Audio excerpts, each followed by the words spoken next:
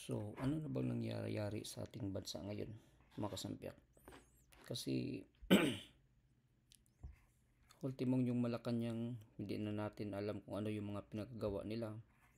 Hindi na natin makikita saan yung Pangulo ng Pilipinas. Sabi nga na may naririnig tayo na confine daw at medyo malubha daw yung kalagayan. Hindi natin alam kung totoo or talagang hindi lang talaga gustong magpakita sa camera dahil sa nangyayari dyan sa yung pagpadala nila kay Tatay Digong doon sa Dahig, Netherlands. So di natin alam. Tapos yung misis ng presidente natin, hindi din nakikita, hinahanap din ng taong bayan. Kasi karapatan ng taong bayan na malalaman itong mga highest authority of the land, yung mga namumuno natin na ano ba yung ginagawa nila. So dapat transparent sila, lalong-lalo na yung presidente na may sakit daw siya, ganun. Hindi natin alam kung totoo. Makikita naman sa mukha na namamanas yung mukha niya, yung parang may water retention. Kadalasan mga ganyan, may mga sakit-sakit ni ganun. So ito namang si yung misis niya, may narinig tayo na sangkot daw siya nangyari yung namatay daw dyan sa sa California ba yan, basta dito sa Amerika. Tapos hindi na i-report. So yun, criminal daw yan, offense, or what they call that. Kung kaya sabi nila may naririnig tayo or narinig na na-detain daw, hindi natin alam kung totoo ba talaga. Pero yan yung tanong ng taong bayan. Kasi ang dami talagang problema ng bansang ito eh. Pati yung krimen sobrang sobrang taas, sobrang laki ng mga pinagbabago ngayon ng bansang Pilipinas. Pero itong PNP chief natin sinasabi na wala daw, hindi daw totoo yan, at saka he blamed the social media, especially the vloggers, na kaya daw nagpumangit yung imahe ng Pilipinas dahil daw sa mga binagagawa ng mga vloggers. So pero totoo naman. Bakit ba pipilit ninyo talagang pagtakpan yung mga nangyayari sa bansang Pilipinas? Kung pagkakasalanan nyo yan kasi binigyan tayo dati ng standard ng presidente, makikita natin na list yung hindi man naubos, pero list yung mga corruptions, list yung mga patayan, drugs and criminalities. Pero ngayon bumabalik na tayo parang doble or triple pa. Kung talaga sa kasaysayan na dito si Marcos Jr. talaga pinaka worst president talaga, walang ginagawa eh. Tapos yung mga sundalo low moral na sila. Tapos ngayon diyan sa wala na silang makakain ngayon, ito may paparinig tayo. Samantalang nagpapaulan kayo ng ayuda. Gutom at nagkasakit na mga tauhan ng BRP Teresa Magbanwa dahil sa kawalan ng pagkain at malinis na tubig habang nagbabantay sa Escoda Shoal. Lugaw na lang ang kanilang kinakain at Kawawa talaga. Walang makain yung sundalo natin na nagbabantay dyan sa Scarborough Shoal, anong tawag dyan. Samantalang kayo ang dami yung pira dyan sa ayuda, bilyones yung ayuda, tapos yung sundalo natin, yung pagtanggol ng bayan ng bansang Pilipinas, walang makakain. Anong klase yan? inom na sila ng tubig mula sa aircon. May report si Joseph Moro. Magkakasakit sila niyan. Kaya ito nga, nagkakasakit daw. Kilong bigas na pinagkakasya sa 63 katao. Ganito kahirap ang naging sitwasyon ng mga tauhan ng BRP Teresa Magbanwa sa loob ng halos isang buwan bago makabalik ng Puerto Princesa, Palawan kahapon. Rice porridge na lang po. May paminta na lang. Yes, sir. Paminta and As in, sir, since yun na lang po yung naiwan sa amin. Kung meron Kawawa, no? Tapos itong mga NPA natin, yung mga NPA dyan sa ano, mga scholar kunuhay ng ano, ng UP Diliman, ganun. Lantaran na ngayon yung ginagawa nila eh. Nagmamarcha sila, pinakita dyan sa social media. Pati nga mga, basta pati nga mga ano ngayon, mga NPN, nag-vlog na eh. Anong kawawang bayan na ito? Ano ba itong nangyayari? Yan yung nilabanan ng mga Duterte, nila ng Tatay Digong, kasi yan yung ano talaga, puison ng bayan talaga. So, paano na ngayon eh? Ngayon, nilantara na sila, bumabalik na sila eh. So, ano talaga, parang wasted lang yung mga efforts na ginawa ni Tatay Digong, ni Inday Sara, ganun, na labanan itong insurgency natin, itong internal ano talaga problem natin, which is itong mga New People's Army, kasi wala naman talagang dulot na maganda yan sa bansa natin. kaming mga tropa na nahihilo kasi gutom, kumakalam yung tiyan sa gabi. Ginagawa niyo pagka gano'n? Wala po, sir. Natutulog na lang at nagpapahinga po, sir. Kawawa, walang makakain, natutulog na lang. Napakasakit, no? Sa panahon ni Tatay Digong, ano sila eh, dinobling nga yung ano nila, yung sweldo, ano, yung moral nila mataas. Pero ngayon, wala.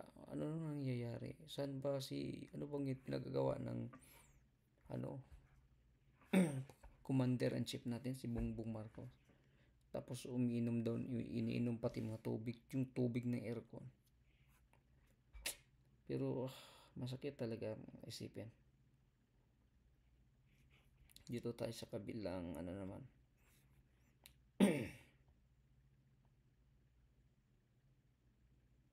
Ito naman si Franz Castro naman tayo. Saan yung video? Itong mga NPA ito eh. Yung mga na-recruit nila ni Franz Castro daw. Kuha ka rin din yun? Talaingon po. Talaingon. Bisaya kasi ito eh. Pwede nating Pag-play ng video. Bisaya kasi ito. Hindi nyo to maintindihan. Walang subtitle eh.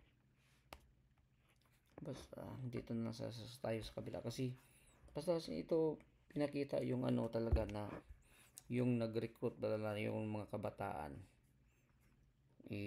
Si ano pala sila, si Fran Castro, sila si Satoru Campo. Tapos nung ano na sila, parang mainit na yung gobyerno, alam na sila na sila ay mga miyembro ganun, gusto silang ano, itatago ng ano nila ni Franz Castro, nila ni Satoru Campo ganun. So wala talaga, proven talaga na NPA talaga, protector ng mga NPA, sila talaga namumuno dyan, sila yung Franz Castro, sila Satoru Campo. Pero sila yung nagpenetrate dyan sa lower house, at ngayon gusto pang mag-senador ni Franz Castro. Kawawang bayan pag ito ng mga ganito na iluklok dyan. Mas lalong dumadami itong mga rebelde, lalong lalo na itong mainit talaga yung ano ko dyan sa ano, yung paralan, gobyerno yung gumagastos, yung tax ng taong bayan yan sa UP. Tapos rebelde lang kumukontra sa gobyerno. Saan yung hostisya dyan? Dinis armahan at isinailalim sa...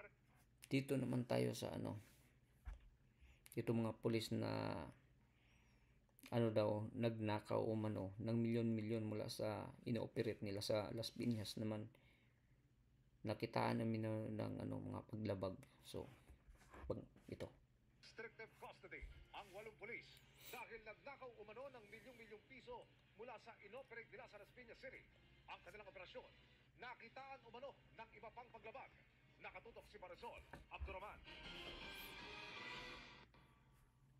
Multo bulto-bultong pera pero dalawa ang paliwanag.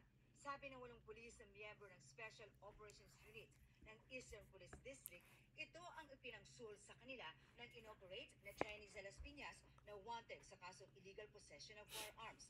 Kaya kinuha nila ito bilang ebidensya umano. Pero iba ang sumbong sa direktor ng Eastern Police District. Kaya binabawi sa mga pulis ang perang umaabot sa 12 million pesos. Nagnakaw daw sila. Maraming items na nawawala, allegedly nawawala, at pati mga pera. Sabi ng kapatid ng inoperate na Chinese, hindi ang kapatid niya ang nasa warrant na bitbit ng mga nagpakilalang pulis pero nakasibilyan. The police, they are come inside to arrest my brother. Then they just bring the arrest letter, and my brother is a totally different person. It's not the same person. Ginalaw rin umano ng mga pulis ang CCTV at pinabuksan ang vault. Kinuha umano nila ang 27 million pesos cash, higit pa sa na-recover sa mga pulis. Nawala rin umano ang di pa matiyak na halaga ng foreign currencies, gold bar at mga mamahaling alahas at relo. Ayon sa APD, sinibak na sa pwesto ang 8 pulis. Were they able to arrest the subject person? Actually, ma'am, Grabe, no?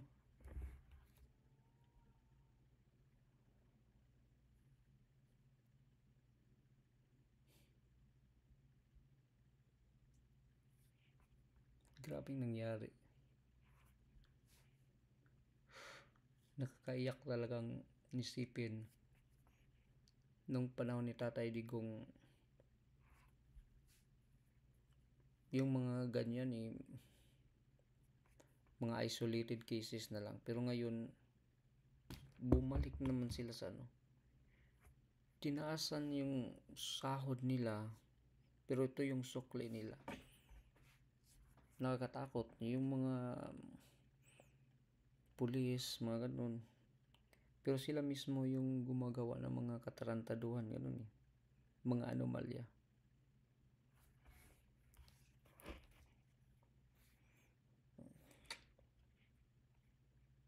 Kawawang Pilipinas talaga. Ano nang nangyayari ngayon? Pati yung tanimbala bumabalik na rin. Dito tayo sa kabilang Ginolda po umano ng 8 pulis Oh, yun, ang isang ito pa rin, pamilya ng mga Chinese sa Las Piñas. ito pa rin. Tinangay nila ang mga mamahaling gamit at pera na nagkakahalaga ng 85 million pesos. Nasa frontline ng balitang yan, si Brian Castillo. Pinasok ng mga nagpakilalang pulis ang bahay ng pamilya ng isang Chinese national sa isang exclusive subdivision sa Las Piñas City noong Miyerkules. Pinagtatanggal nila ang mga CCTV sa lugar at pinagkukuha ang mga gamit ng mga biktima. After that, they bring my brother go to the second floor. They ask him to open the safety box to check inside. Okay, so my brother he just follow what the police say, right? They don't care. They Yeah, just they don't want care it. Parehas pa rin yun. So, dito naman sa to, kay Cheryl Cosim. So 85 million worth of na yun, siguro yung lahat na yun. So wala, daming katarantaduhan to mga polis. Minsan ang sakit, masakit. Minsan mas mabuti pang hindi tayo mag-open ng mga balita na pag doon naman tayo sa mainstream, bias naman yung mga balita nila. Sa social media, nagbabalita mga vloggers nun, nakikita yung totoong nangyayari sa bansa natin. Okay, at sa sinasabi ni Marvel talaga daw, fake news daw yung mga ganun. Wala talaga. Pag ayaw susunod sa script nyo, fake news. Parang si Claire Castro lang yung spokesperson yung troll vlogger dyan sa Malacanang ni Marcos. Pag ayaw nila yung mga totoong mga nangyayari, pag ayaw nilang pakinggan, sasabihin ng mga fake news, mga troll. Pero sila yung totoong fake news at troll. Yun yung totoo dyan. Tapos dito naman tayo sa ibang bansa, sa Taiwan. Nakakatuwa kasi may isang politiko na nag-idolo kay Tatay Digong. Sinama pa nga niya kay yung picture niya sa katabi si Tatay Digong kasi yun yung model niya talaga. si Tatay Digong talaga. So ito po, pakinggan natin. Naging viral ang isang kandidato sa Taiwan matapos gamitin ang larawan ni Pangulong Duterte sa kanyang campaign ad. Ayon sa kandidatong si Ren Chi-chen, hinahangaan niya ang determinasyon ng Pangulo ng Pilipinas para masuko ang problema ng drogas sa bansa. Ito ang balita ni Amiel Pascual. Bukod sa pagiging kontrobersyal, si Pangulong Rodrigo Duterte na yata ang pinakasikat na naging presidente ng Pilipinas. Kahit na napakarami nitong kritiko, hindi may kakaila na marami ang humahanga sa kanyang mga polisiya. Ang katunayan dito sa Taiwan, isang city council president ang isinama pa si Pangulong Duterte sa kanyang pangangampanya. Si Ren Chi-chen ay tumatakbong city council representative ng Hualien City, isang siyudad sa east coast ng Taiwan na may 230,000 na mamamayan. Aniya, ginamit niya ang larawan sa kanyang campaign ad dahil sa kilala si Presidente Duterte sa pagsusulong ng kampanya kontra iligal na droga. Not only in Taiwan but now around the world, drug abuse is rampant, especially to let the next generation not to have contact with drugs. I am also concerned about the next generation's future. That's why we are spreading anti-drug awareness. We are hoping that our next generation and our citizens could live a drug-free environment. Ayon kay Chen, sa pamamagitan nito ay mas maipapaalam niya sa mga mamamayan ng Taiwan ang masamang idudulot ng ipinagbabawal na gamot sa buhay ng tao. Sangayon naman ng ilang Taiwanese sa campaign ad ni Chen at sa war on drugs si Presidente Duterte. Nakakatawa, no? Nakakataba ng puso na alam ng ibang bansa nang dahil din yan sa pinagagawa nila na pinadala nila si Tatay Digong doon sa Dahig, Netherlands. At alam naman natin na sa Forbes magazine dati, si Tatay Digong isa din yan sa pinaka most popular talaga. Binanyag number 69 ba yun? Number niya tapos binansagan niyan siyang The Punisher. Binansagan din siya na yung reformer, yung gusto talaga niya nang mag-reform. Yun yung bansang niya ng Russia. Niya talaga magaling talaga, strong man. O kaya nirerespeto ng mga mataas na leader ng iba't ibang bansa ito si Tatay Digong. Yan, nirespeto ni Xi Jinping, ni Vladimir Putin, ni Trump, ganun. Pero ngayon, itong obsessed na gobyerno ngayon, gusto naman nilang patahimikin si Tatay Digong, kaya doon nila, kahit walang jurisdiction yung ICC, doon nila pinadala doon sa ibang bansa. Ngayon nagsasalita na yung taga former na yung taga Supreme Court pa yun dati. Sabi niya nga wala daw na jurisdiction. Kung meron mang jurisdiction, meron man tayong treaty, dapat susundin yung treaty, which is susundin yung Article 59 na doon sa mga RTC branch, ganun. Doon lilitisin si Tatay Digong bago dadalhin ba yun if pwede, pero wala talagang jurisdiction. Kung meron man, yun sabi niya lilitisin muna sa local court natin, ganun. Pero hindi yung ginagawa nila, kinidnap, pinadala doon sa sa Dahig, Netherlands. Kung kaya wala talaga itong kahit pilit pa nilang sinasabi na hindi daw sila yung nagpapadala. Ngayon sinabi na ng taga Netherlands, ng taga ICC, na ang gobyerno talaga yung nagplano. Wala namang red notice, wala naman yung ganun mga sila lang mismo yung nagpadala kay Tatay Digong doon. So effort ng gobyerno. So at mismo pa nga yung piloto na nagdala kay Tatay Digong, mista pa ni Senador Bato. Wala talaga. Kung siguro din trabaho din niya yun, ginagampanan lang niya yung trabaho niya. Pero at least man lang sana tinimbrihan niya, nag-feedback sa kay Bato na ito kukunin namin si Tatay Digong, ganun. isalba nyo man, ito yung plano. Wala. Kumbaga pati nga si Anyo, wala din mismo din na snitch din kasi siya, 4 sila na sa nagplano sabi ni Rimulya, yung nakakabatang Rimulya, si John Vic, pero kalaunan tinanggi nila. Tapos sabi ni Anyo, yung ginagawa niya lang daw base sa constitution, ganun. Kung base sa constitution, bakit pinadala doon sa The Hague, Netherlands? Loyalty daw niya nasa constitution. Wala talaga, basta pagpira talaga, wala.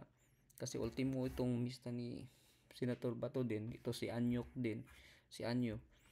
parehas din sila ang pira talaga, pwedeng mag-iba ang tao kung ang interest mo talaga pansarili.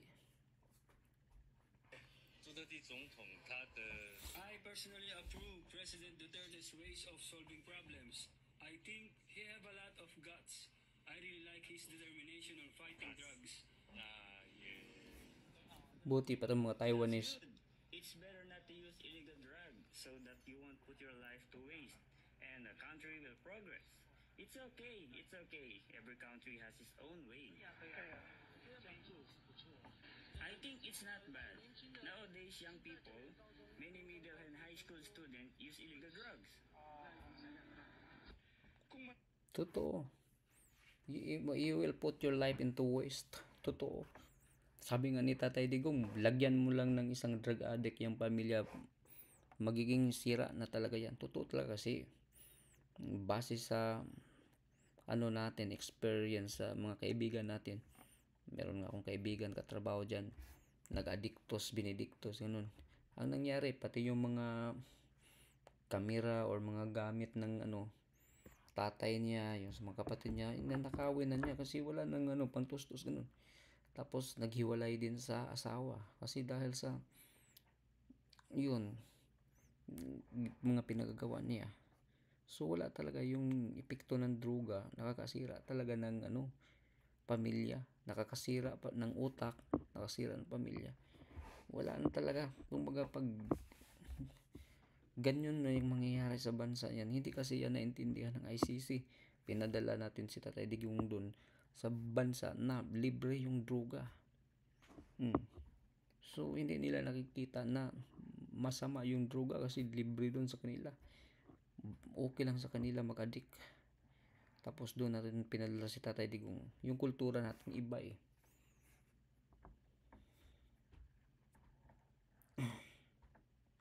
Tapos dito naman tayo may mga naman, mga krimen. Ito, kaya pakita ko sa inyo. Yan sa Facebook yan may baril. Ng pa dun Baril ba yun o kutsilyo?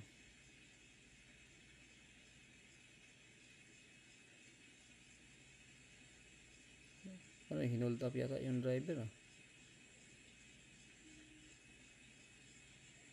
Grabe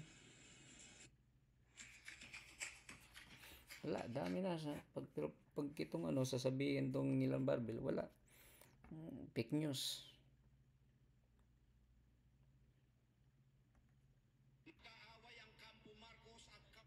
Dito naman tayo sa ito sino ba to? Si Secretary Piñol.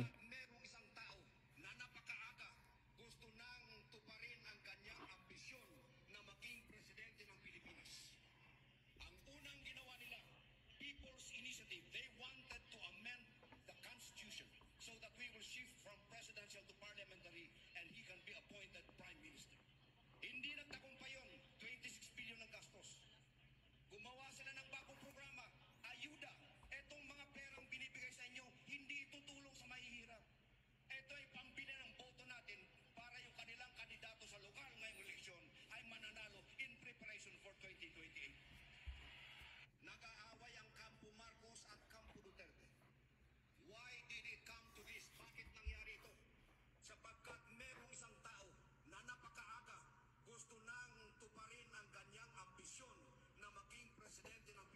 Totoo.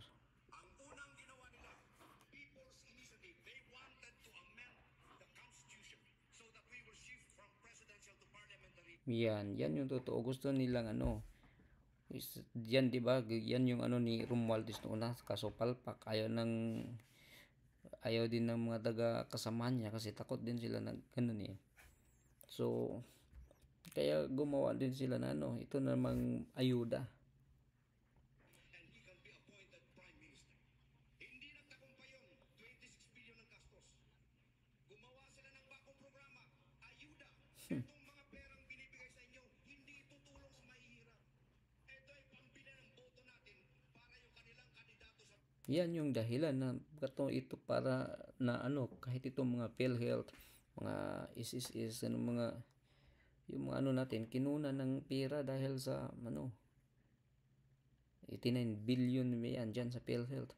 Kinunan tapos nilagay sa mga DPWH yun. Kasi mas madaling liquidate yun pag doon Yan yung dahilan. Wala na tayong pera. Nagbinta na ang gobyerno ng mga landmarks natin, pati mga physical gold, bininta na. Yung mga natural reserve natin. Tapos wala na yung pera. At sabi na, kung kaya ito, blanco-blanco itong budget. Tapos, sinabi na 60% na raw yung liquidate dyan. Tapos ngayon, second quarter, sabi nila na kailangan naman nila ng 735 billion if I'm not mistaken. Para saan yan? Yung budget blanco-blanco. Ilang yun, trillion yung budget nyo dyan. Tapos, ngayon, kinakailangan nyo naman 735 billion. Para saan yan? May naririnig tayo galing kay Jaime Marcos na para daw sa impeachment kay Inday Sara. So, puro kalokohan na talaga to Wala na talagang patutunguhan itong gobyerno natin ngayon Kung gusto talaga nilang talaga hindi na bababa dyan sa pwesto, gustong sila na maghari-harian kaya ito ginagawa nila ang lahat. Akala siguro nila lahat ng tao na bibili ng pera, nabubus sila ng pera. So, kawawang bayan talaga.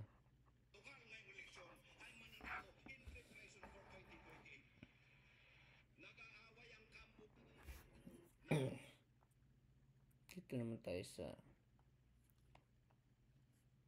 si Tatay Digong nakakaiyak pag yung mga ni Tatay Digong yung sa bata pa siya yung mga speech niya dati ang sarap panoorin. Gusto kong umiyak. Maybe when I say my farewell, if I get to live on the last day of my term, I'd like to say something. Maybe I'll cry. Gusto kong umiyak dahil hindi ko maanong taong binigay nila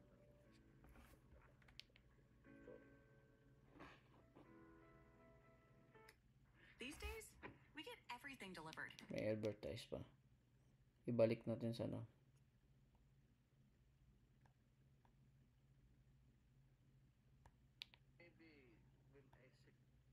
ibalik natin sa farewell. If I get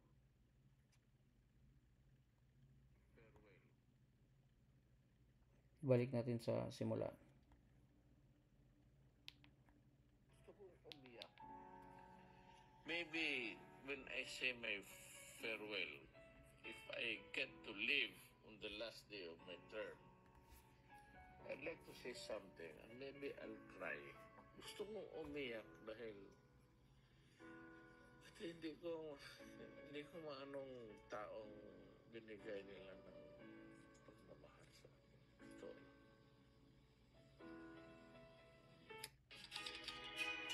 Dami mga advertise.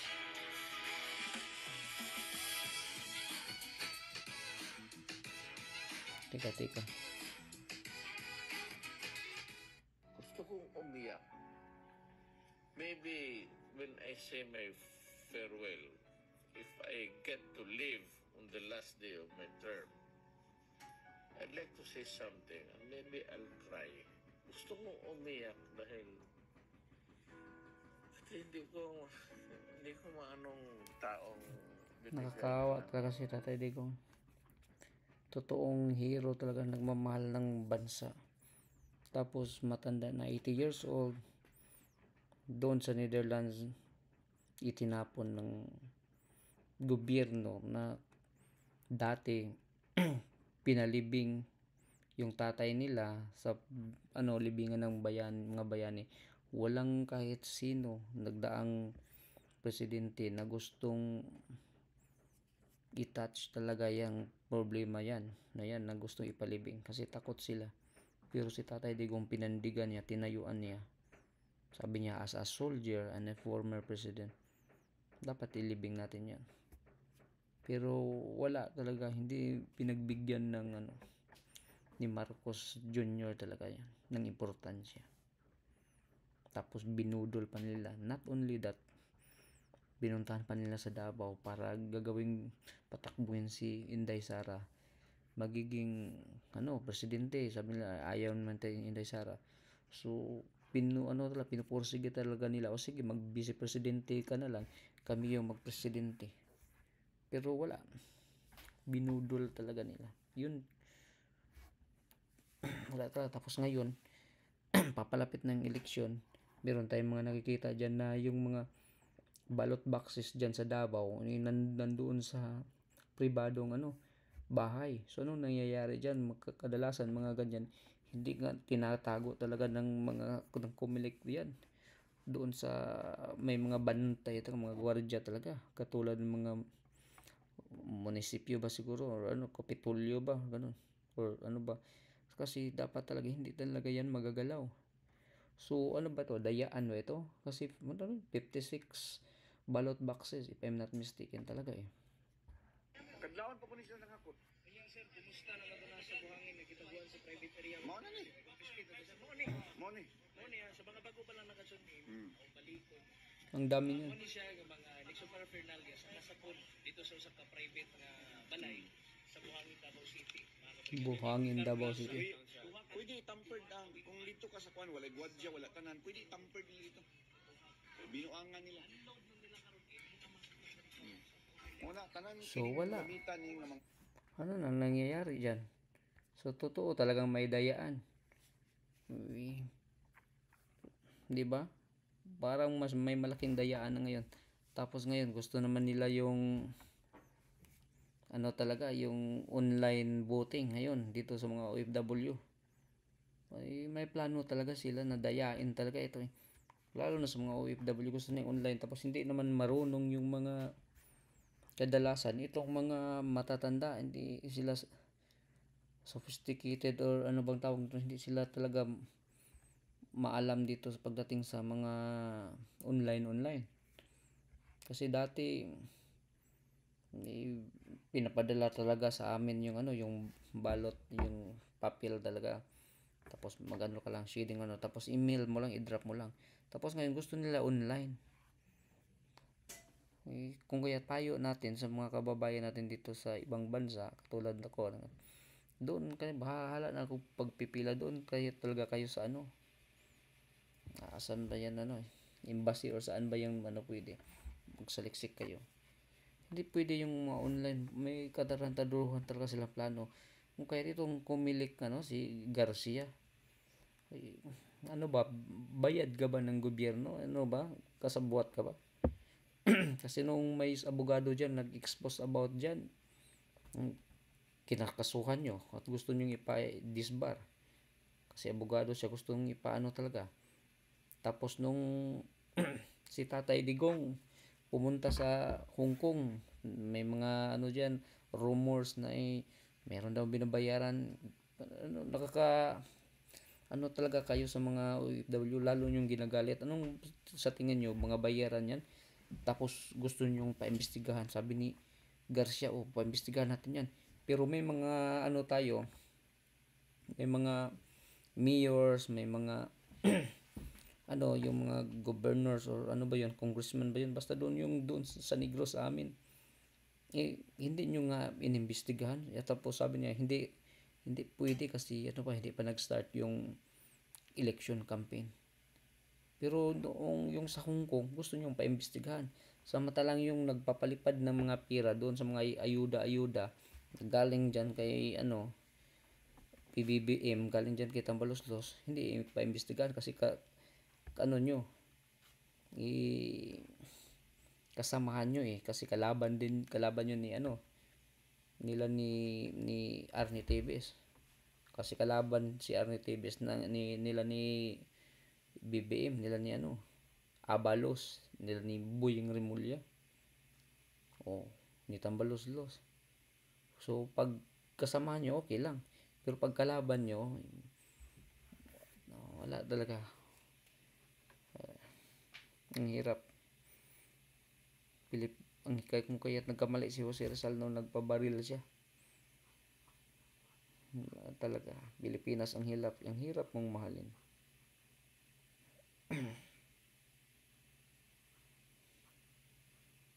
Ang ilang residente sa isang subdivision sa Minglanilla, Cebu. Tapos nang magmarcha ang nasa 60 panyaga na tapos kabilang ito sa ano isang to? sekta na kung tawagin ay Abayo Name.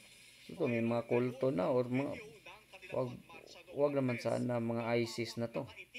Mga terorista na to. Agad na ipinaimbestigahan ng Minglanilla Mayor Rajiv Enad ang insidente. Napag-alamang pulisya o napag-alamangan ng pulis na galing sa Amerika, the Netherlands at United Kingdom ang mga lalaking nagmarcha. Papunta umano sila sa kabundukan dahil inaayos ang lugar ng kanilang sambahan. Napadaan lang umano sila sa subdivision dahil malapit ito sa bundok. Itinanggi ng leader ng Aboyanim na isa silang militia group.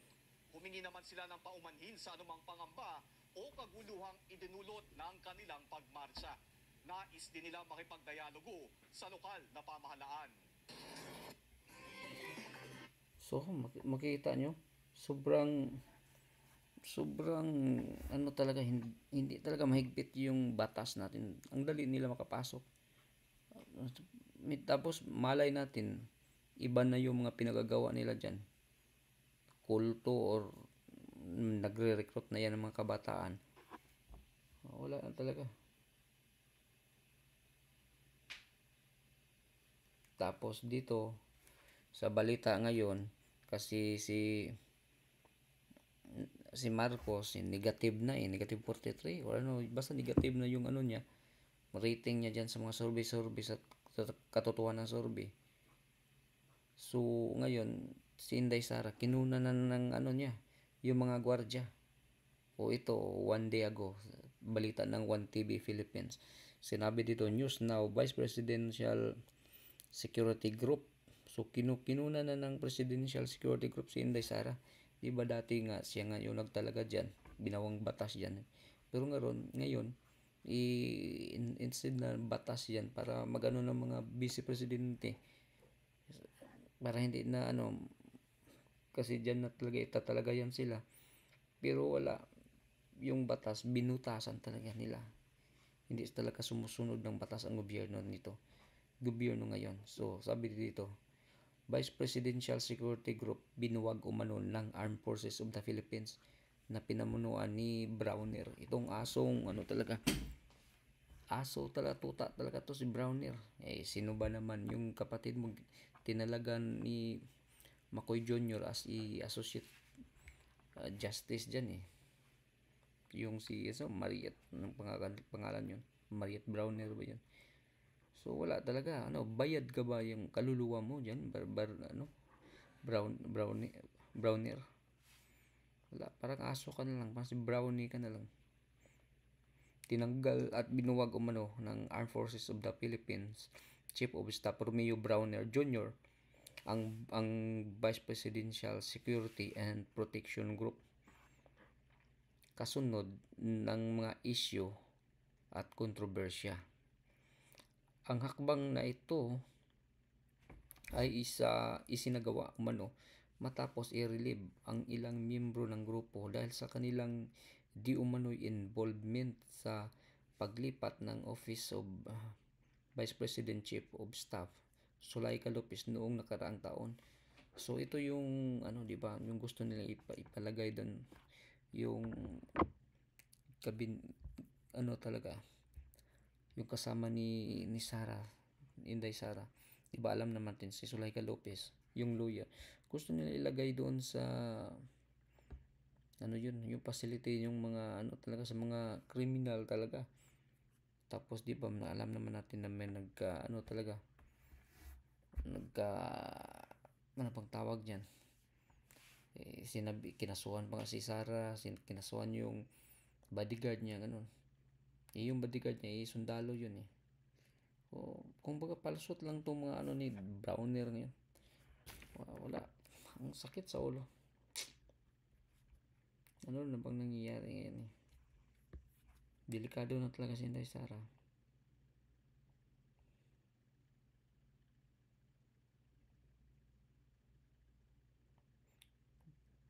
Tapos dito, itong yung pangalan ng piloto na ano, mista ni Bato, tinawag na Judas.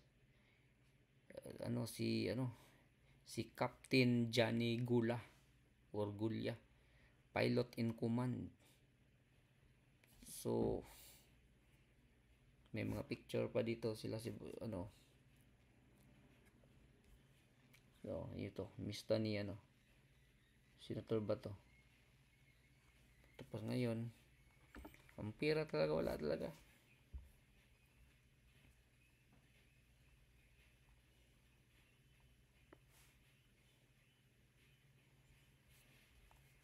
So, wala, kawawang bayan. So anyway, mga hanggang dito lang muna.